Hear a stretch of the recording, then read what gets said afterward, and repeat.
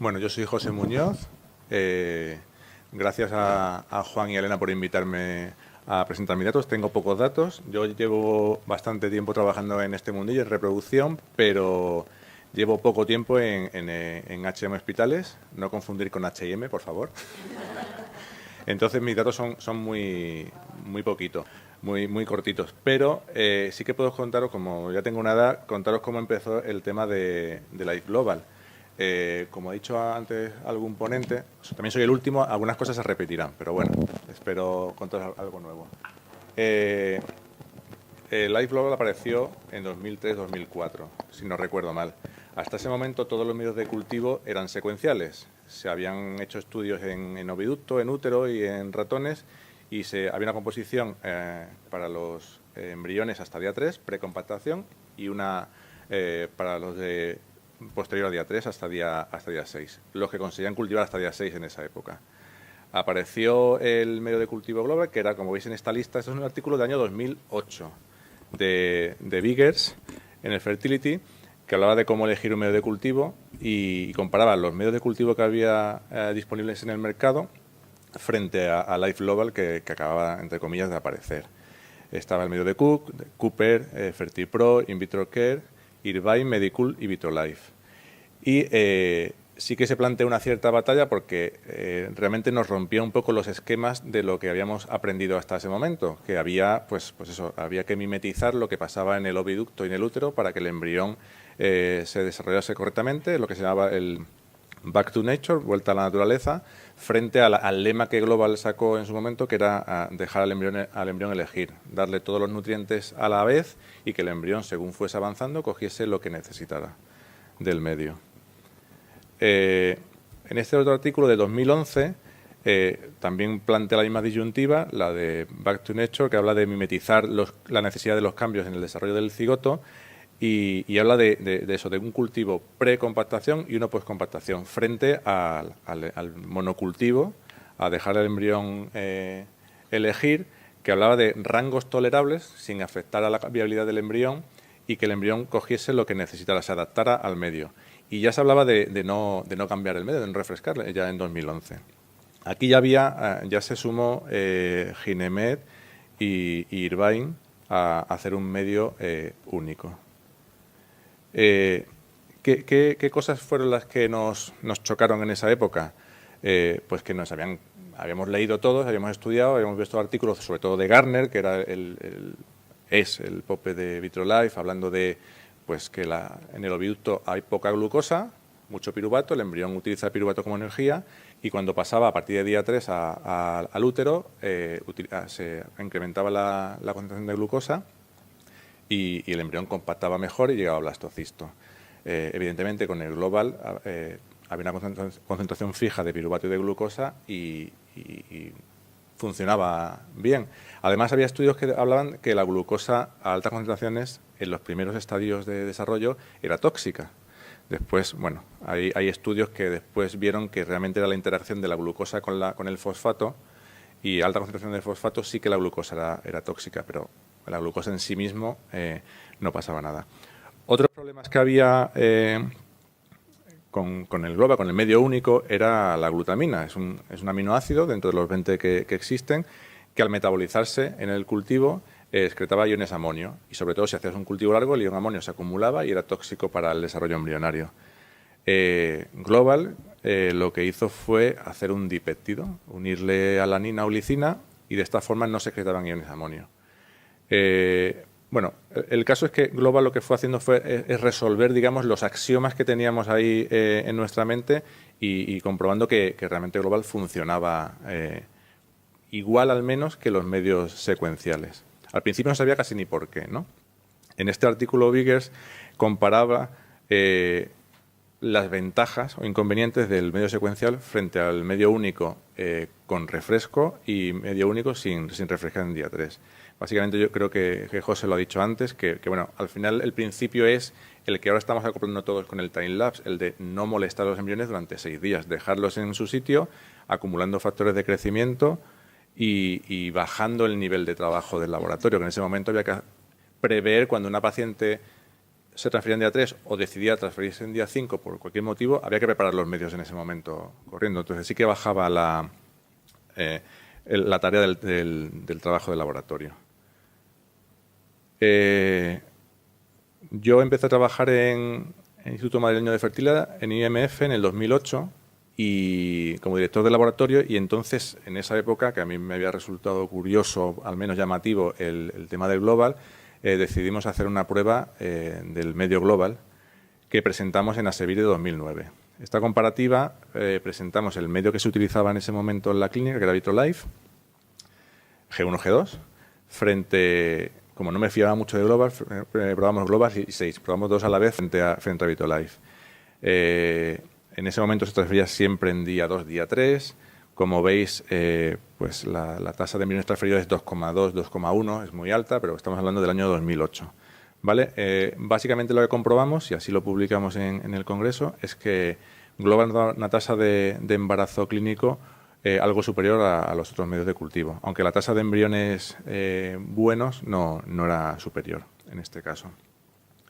Entonces, mi experiencia con Global, aparte de la que hemos hecho ahora en estos 2 últimos meses, es que trabajamos 9 años en IMF con Global, con el Global clásico. Yo no he trabajado durante el periodo ese del Global con alta proteína, ¿vale? Y lo que yo os puedo comentar es que Global tiene una alta estabilidad entre lotes. Nosotros nos daba bastante estabilidad usar este medio de cultivo. Y entonces, cuando fuimos empezando a hacer cultivo prolongado. En esa época pasamos del cultivo de día 3 a cultivo prolongado. ¿Qué tenemos que tener en cuenta en un medio de cultivo? La composición. Ya creo que Jorge Ten habló de la composición, que es como la fórmula de la Coca-Cola. Te dicen lo que tiene, pero no el porcentaje. Aquí te dice que este es Global LP. Tiene el 85% de agua y menos del 1% de todo. Pero realmente no sabemos qué tiene. Pero bueno, ahí tenemos que confiar en nuestro proveedor y cuando te decides por un medio, pues asumir que lo que te dan está bien. Pero sí que podemos controlar el pH y la osmolaridad del medio. Yo creo que esos son fundamentales, son pilares fundamentales para que tu cultivo sea bueno y tenga buena calidad embrionaria. Voy a hacer un pequeño repaso de lo que es el pH. El pH es una medida de lo ácido básico que es un medio. Un ácido es una sustancia que incrementa la concentración de hidrógeno y una base la que lo disminuye. El pH al final es una medida de la concentración del ion hidrógeno. Y esa es la fórmula que todos no sabemos, menos el logaritmo de la concentración de hidrógeno. Lo que a veces no nos damos cuenta es que una variación de 1/10 significa que hay el doble de iones de hidrógeno en el medio. Entonces, al final, yo creo que hace unos años entre 7,2 y 7,4 nos parecía bien, ahora nos parece bien entre 7,28 y 7,30. Yo creo que estamos afinando mucho más porque hay que hacer un rango muy optimizado para el crecimiento embrionario. Y bueno, aquí contar que evidentemente nosotros lo que regulamos es el pH externo, el pH del medio de cultivo. Tenemos que tener un rango de pH donde el embrión esté cómodo para conseguir que él regule su pH interno. Nosotros no regulamos el pH interno. Lo regula él con diferentes bombas de sodio, de cloro y de hidrógeno, regula su pH interno, pero fuera de rango eso no funciona. Estresas al embrión y no se desarrolla correctamente. Hay muchos artículos hablando de pH, pero aquí os he sacado, Swain ha aparecido antes por ahí en alguna presentación. Lo que os quiero decir es que está demostradísimo que el pH influye en la calidad embrionaria, que incluso hay estudios como el de ahí abajo, el de la izquierda, que habla que el pH puede cambiar incluso al empezar un frasco de medio y al terminarlo, o incluso que cambia entre diferentes formas de cultivarlo y diferentes lotes. Lo que hay que tener en cuenta es que el pH los medios son muy sensibles. Yo siempre digo que el Global es muy sensible. Yo creo que los medios en general son todos muy sensibles. Hay que cuidarlos un poco para que el rango sea bueno y podemos saber realmente de lo que son capaces esos medios de cultivo. Bueno, esta es la fórmula de cómo se disuelve el CO2 en agua. Nosotros controlamos el pH en un medio de cultivo, lo tamponamos por el equilibrio carbónico-carbonato. Metemos CO2, se disuelve en agua, forma ácido carbónico y este desprende hidrógeno y forma bicarbonato. Cuanto más CO2 ponemos, más iones de hidrógeno, por tanto baja el pH, más concentración de hidrógeno y baja el pH. ¿Cómo calculamos el pH o cómo calculamos la concentración de CO2 que queremos tener para un pH dado? Pues está la ecuación de Henderson-Hasselbalch, que lo estudiamos todos en la carrera y no nos acordamos casi, que habla de que el pH es igual al pK a menos el logaritmo de una constante, que esa la sabemos, más el logaritmo de la concentración de bicarbonato dividido entre el ácido carbónico. El ácido carbónico, además, lo podemos calcular por una constante de solubilidad que viene dada por la misma molécula y la presión parcial del CO2. Es decir, sabiendo la cantidad de bicarbonato que tiene el medio, podemos calcular un pH, o podemos calcular, mejor dicho, un CO2 para tener un pH dado. Porque sabemos la constante pK es 6,1, alfa es 0,03 y la presión de CO2 es la que ponemos nosotros en nuestro incubador. Evidentemente, esto es una fórmula teórica. Después hay que ajustar cada uno a nuestro laboratorio y a nuestro medio de cultivo y nuestras condiciones. Pero es que además hay más cosas que influyen en esa presión parcial de CO2. Esta es una gráfica que tiene Vitrolife en su página web para sus medios de cultivo y que habla de que en una presión, para obtener el pH correcto en sus medios de cultivo, a nivel del mar, aquí en Valencia, necesitaría un 6% de CO2. Pero conforme va subiendo la altitud, por ejemplo, en Ciudad de México, a 3.000 metros, se necesitaría un 9%, bajo las mismas condiciones. A más altitud, necesitamos más CO2 para conseguir el mismo pH. Yo tengo aquí una especie de reliquia. ¿No sale?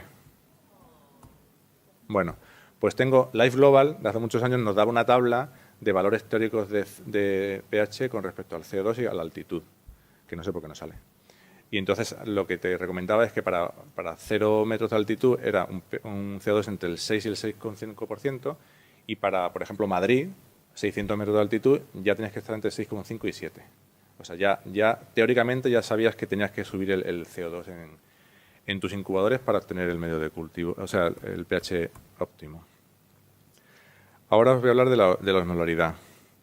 La osmolaridad no es más que la concentración de un soluto en una disolución. Según el artículo, lo podemos ver como osmolalidad o osmolaridad, pero al final es lo mismo, es diferente, osmoles por kilo, osmoles por litro. Al final es lo mismo, es lo concentrado que está un soluto en una disolución. Lo que sí es que es muy importante. La osmolaridad de los medios es bastante alta, normalmente entre 250 y 280, y hay artículos que ya hablan que por encima de 300 empieza a haber efectos negativos en el desarrollo embrionario. Este artículo también de Swain habla de que cómo prepares las placas, cómo preparas las microgotas, influye en la osmolaridad del medio, y esto influye en el desarrollo embrionario, en embriones de ratón. Con lo cual es bastante importante el tema de la osmolaridad.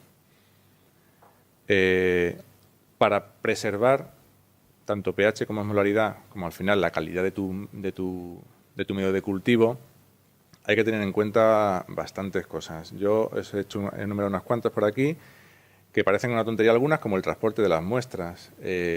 Bueno, ahora se puede decir, Global antes no venía empaquetado como viene ahora. Yo creo que los que lo usamos hemos visto un cambio a mejor en ese sentido.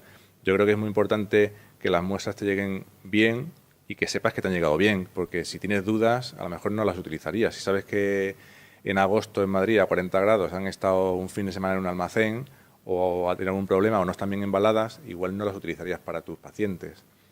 Entonces yo creo que es muy importante tener un embalaje adecuado, que el tiempo de transporte sea el correcto, que puedas hacer un seguimiento a ser posible y tener un data logger y, en definitiva, mantener la cadena de frío para que los medios lleguen en buenas condiciones. Después, el almacenaje en el laboratorio también es importante. Los medios de cultivo deben ir rápidamente a nevera y la nevera debe estar también con un medidor de máximos y mínimos. Tú puedes llegar por la mañana, la nevera estará a 4 grados perfectamente, pero por la noche haber tenido un pico de subida y entonces no tener el medio puede no estar en condiciones de usarse. Es conveniente tener un termómetro de máximos y mínimos en las neveras del laboratorio. Tiene que estar apartado de la luz, como nos recomiendan todos los proveedores. Y yo alicuoto los medios. Es decir, yo no abro un frasco preparo las placas, lo cierro, al día siguiente lo abro otra vez, preparo, lo cierro, porque la presencia de aire en el bote, al final, aunque lo seas con parafil, hace que la composición pueda variar y la osmolaridad pueda aumentar. Yo recomiendo que se alicuote, una vez que abras un frasco, lo alicuotes entero. Que compres frascos en función del trabajo que tú tengas y que alicuotes en función del trabajo que tú tengas, y así cada día utilices un pequeño tubo, lo gastes y tires el resto. Hay que alicuotarlo pues en tubos estériles, sellados con parafil, llenos hasta arriba para evitar que tengan mucho aire, mucho tiempo en contacto, y evidentemente rotulados ya con la fecha de caducidad y la fecha de alicuotado.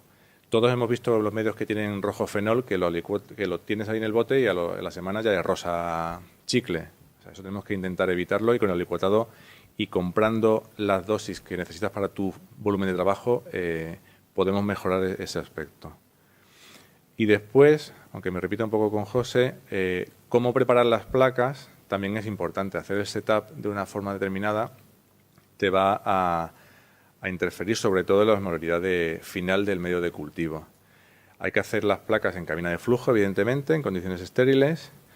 El flujo, siempre que se puede, hay que reducir, hay que bajarlo de intensidad, porque cuanto más intensidad de flujo, más reseca el ambiente y al final hace que se evapore más medio, aumenta la osmolaridad.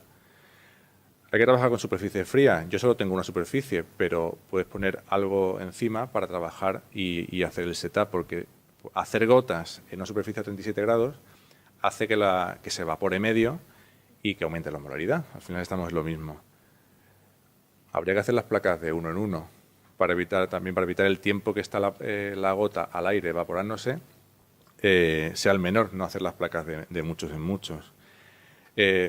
También influye el tipo de gota o el tipo de placa que usemos. No es lo mismo hacer unas gotas de 10 microlitros, que son muy pequeñitas y por tanto su evaporación influye mucho, que unas de 50 o de 500 microlitros. Evidentemente la tasa de evaporación es diferente. Y aquí también quería poner que también es diferente según cómo hagas las gotas. Si las haces gota primero y aceite después, o aceite primero y gota después. Evidentemente con tu método, el método de Gloria, la evaporación es mínima o nula, por decirlo así, porque metes directamente. Lo que es difícil es lo que tú contabas, que es las gotas se mueven y tiene otro tipo de problemas, pero evidentemente la evaporación es casi nula. Si se cubren con aceite o no, muchos de nosotros cubrimos con aceite algunas placas y otras no. Las placas que no cubres las dejas overnight a 37 grados y hay evidentemente evaporación, aunque sean 500 microlitros de medio de cultivo. Si utilizas tapa o no, hay mucha gente que utiliza, la mayoría utiliza tapa, hay mucha gente que no utilizamos tapa. Y el tipo de aceite, Life Global tiene 3 tipos de aceite, alto, medio y baja viscosidad. Tiene para gustos colores. Yo utilizo el aceite, el Lifeguard, que es el denso. Yo creo que ofrece una mayor estabilidad a la hora de las condiciones, sobre todo de temperatura, y también a la hora de hacer las gotas también se mueven menos. Yo creo que es más fácil, a la hora de si yo licuoto el aceite en este caso en tubos, yo después decanto directamente. Es mucho más sencillo utilizarlo un medio denso para decantar que un medio muy poco viscoso que al final te chorrea. Por eso le pasaba a José lo de que se mancha el pijama, que nos regañan siempre. Vale, y bueno, finalmente tenemos que tener en cuenta las condiciones de cultivo. Según el tipo de incubador que tengamos y según si tiene humedad o no, si cambiamos en diámetro o no, también nos va a influir al final en el resultado final de nuestro medio de cultivo.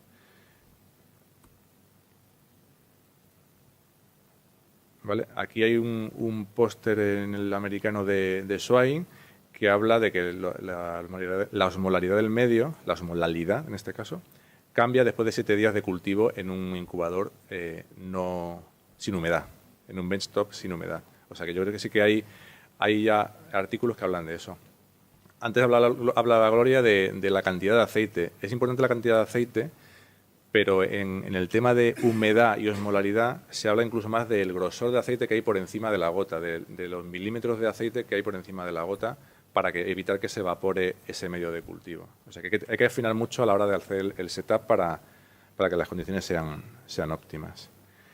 Y bueno, ya os voy a contar mi experiencia. Yo trabajo con un K-System G210, que tiene 10 cámaras individuales. Es triple gas, tiene reducción de oxígeno al 5%, aunque lo subiré mañana al 7%, para ahorrar. Pero sí que es importante lo que hablábamos antes con Carolina, que a la hora de tú ajustar un medio de cultivo, si lo vas a implementar, y no solo eso, si lote a lote te puede cambiar alguna décima el pH, yo creo que es mucho más fácil cambiar el CO2 con una bala de CO2 y una bala de nitrógeno. Es muy tan sencillo como subirle una décima en el marcador al CO2. Y si no utilizar el mezclador, como decía Jorge, porque las balas de mezcla, yo trabajé con Carolina un tiempo en Tambre, y las pedíamos al 6% y nos fijábamos en las etiquetas y tenías, una vez era el 605, 616, hasta 630 y algo hemos llegado a ver, yo creo. Entonces, Gloria dice, súbelo al 7, pero ¿qué puede ser el de 6,9 al 7,2? Entonces, ajustar finamente como queremos el pH hoy en día, yo creo que necesitas poder mover las décimas de porcentaje de CO2 arriba o abajo para tus condiciones de laboratorio. Algo dicho. Bueno, yo lo que hice fue pues hacer unos test con el EPOC de pH. Cuando yo llegué al laboratorio se utilizaba medio GTL al 6% de CO2, teníamos allí establecido. Hice varias mediciones y me salían todas por encima de 740, 744. ¿Y está protestando Gloria o no? Bueno, entonces lo que vimos es que estaba muy bajo.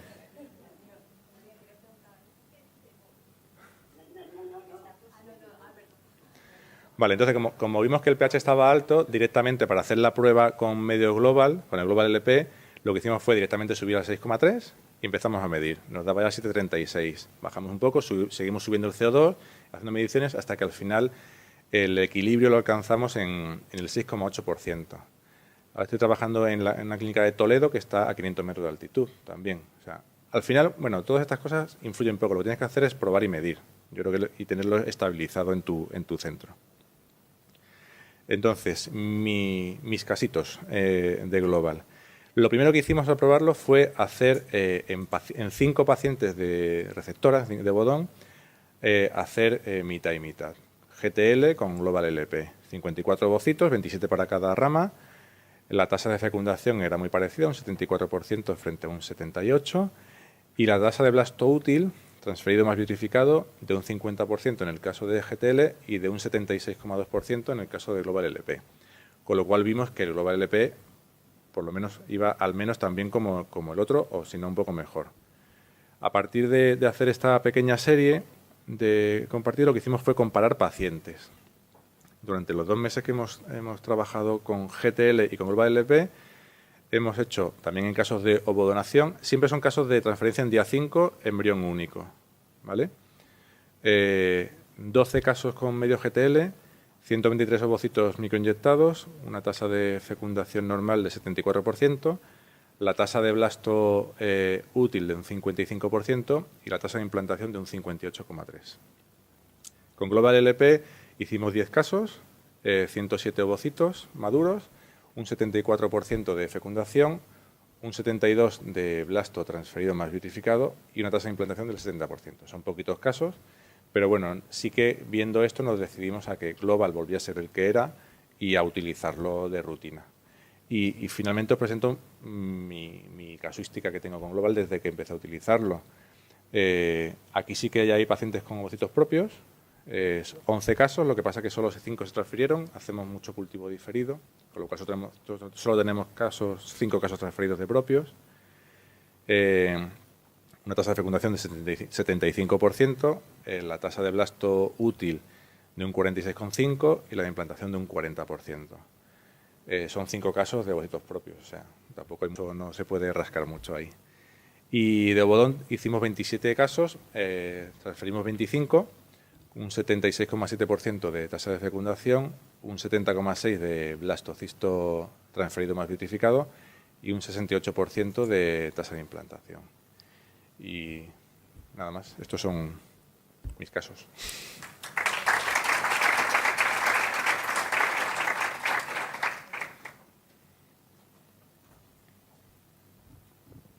Muchas gracias. Venga, última oportunidad. Ahora tenéis que darlo todo ya, ¿eh? Preguntas para José. ¿Nada de nada?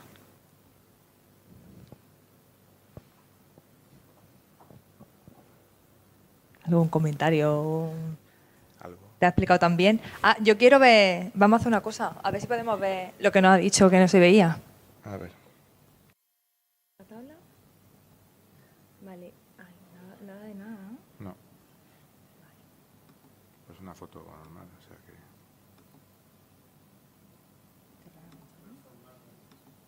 Sí.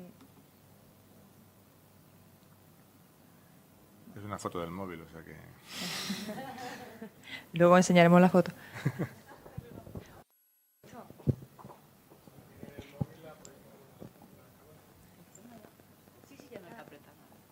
Hola, José. Mira, yo te quería comentar una cosa. Cuando hablamos de ajustar el pH, bueno, creo que todos hemos hecho lo mismo. Subes, bajas, hasta que al final dices, bueno, parece que ya lo tenemos. Sí. A mí eso me ha costado 2 meses. Sí, sí. Porque al final tienes, bueno, pues en mi caso, pues 10 o 12 incubadores. Y, yo tengo solo uno y es más fácil. Bueno, pues imagínate. Entonces, bueno, con lo que es premezcla yo creo que realmente está complicado. Yo, por ejemplo, hay uno que creo que voy a desistir, porque compras una bala al 8, no funciona, compras otra al 7, tampoco. Y al final dices, bueno, pues como que a lo mejor me olvido del tema, ¿no? Pero cuando tienes la posibilidad de modificar el pH en el cultivo simplemente modificando la concentración de CO2, eso es mucho más fácil. Cuando lo consigues, dices, ya ha llegado, ya está. Yo el problema que tengo es que las mediciones se hacen semanalmente y el cajón, por ejemplo, nosotros tenemos los hashtag, los cubos, aparte de los timelapse, y cuando dices ya tengo el pH ajustado, resulta que cuando lo repites, resulta que no está ajustado. Y la teoría es la de la fórmula que tú has dicho. Yo tengo una presión atmosférica en Barcelona de tanto, yo quiero un CO2, quiero un pH de 7.3, y en teoría mi CO2 siempre debería ser, por ejemplo, en mi caso, pues antes lo teníamos a 6,5 o a 7, incluso hemos tenido los incubadores. Y ahora tengo que cambiar el CO2 prácticamente cada 2 semanas, porque el pH no está entre 7.28 y 7.30. Y yo, a la que tengo menos de 7.25, ya cierro el cajón y lo inutilizo. Entonces, a mí lo que me da un poco de miedo con este medio es que realmente para que funcione perfectamente, parece que es muy importante que estés entre 7.28 y 7.30. Y eso es un margen muy pequeño. Y incluso el error que haces con un EPOC, yo tengo un EPOC, y considero que se hacen muy bien las medidas, lo hacen personas que están muy habituadas. Hemos optimizado con Steve la manera de hacer las medidas, poner tubo, placa, o sea, hemos hecho varios cambios, pero luego quizás Steve puede contestar también.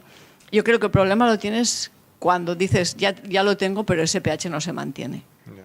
Yo creo que ese es el... Yo mido pH intentando imitar o sea, yo hago una placa en vez de hacer 6 microgotas o lo que sea, con una gota un poco más gorda y la cubro con aceite. En vez de hacerlo en tubo, lo hago como mimetizando un poco las condiciones de cultivo. Y yo sí que tengo un cultivo más o menos estable. Yo solo mido pH cuando cambio de lote de Global. Y sí que entre lotes puedes modificar una décima arriba, una décima abajo, pero es bastante una vez que el principio sí que es un poco engorroso, después es bastante estable. Nosotros lo hacemos igual. Una placa imitando el cultivo que hacemos para tener bastante aceite, tener claro, pues incubamos las placas un mínimo de 12 horas, o sea, seguimos... Yo creo que si tu incubador es estable en cuanto al CO2, igual es a la hora del procesado del medio de cultivo para hacer el setup o algo así, porque no... O sea, yo sé que todos tenemos la creencia de que el globo es muy delicado. Yo creo que todos los medios son delicados realmente. Hay que procesarlo de una misma manera para que tenga unos resultados estables. Hace muchos años que estuve en IBIO Barcelona con Gloria, que Gloria tenía cada incubador un porcentaje diferente. Nosotros también, pero... Bueno, porque incluso cada cajón de un Aztec tiene pequeñas variaciones. Entonces, nosotros lo hemos ajustado. Para mí el problema está ahora en... Claro, tú no puedes ir andando cerrando cajones porque tengas un 7.25 o un 7.24, ¿no? Y nosotros ya, bueno, tienes que cambiar el criterio, decir, bueno, si esto estaba bien hace 2 semanas, yo tengo el mismo lote de medio, estamos midiendo con el mismo lote de tarjetas, lo hace la misma gente y la manera de medirlo es la misma, no puede ser que yo tenga que estar tocando. Aparte es algo que yo creo que es un peligro, andar tocando el CO2 arriba y abajo. Sí. Hay un artículo que hablaba que el mismo bote de medio, si lo tenías abierto 15 días, después lo utilizabas para cultivar y te medía el pH diferente a recién abierto, digámoslo así. Y también que cerca de su periodo de caducidad también medía diferente a tal. Entonces yo creo que hay que tener cuidado en ese tipo de cosas, en el almacenaje y en el setup del medio de cultivo, porque el incubador debe poner el CO2 igual, no creo que tenga variación. Claro. Bueno, esa es la idea, pero... Gracias.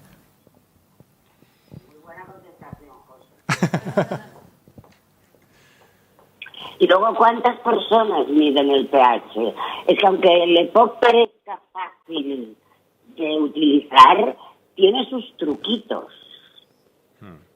Hay que descartar las primeras gotas de medio, porque entran en contacto con el aire, que no hacerlo con aguja, que no te entre aire dentro de la jeringa. Tiene sus truquitos, que pueden ser. Nuestra rutina es, medimos pH en todos los incubadores una vez a la semana. Si alguna medición no cuadra con la medición de la semana anterior, volvemos a poner otra placa y la repetimos al día siguiente. Si no cuadra, entonces variamos el CO2. Pero variamos los CO2, una vez cada 2 meses. Por suerte. Tampoco si varía al final el incubador te... Claro, el incubador crece.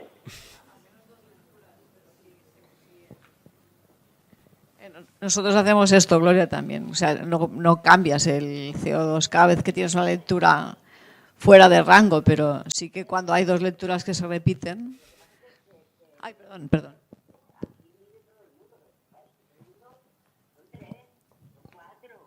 Que tienen la mano rota. Y entonces, ya te digo, o sea, si una mala medición la puede hacer cualquiera. Pero la cuestión es hacer réplicas.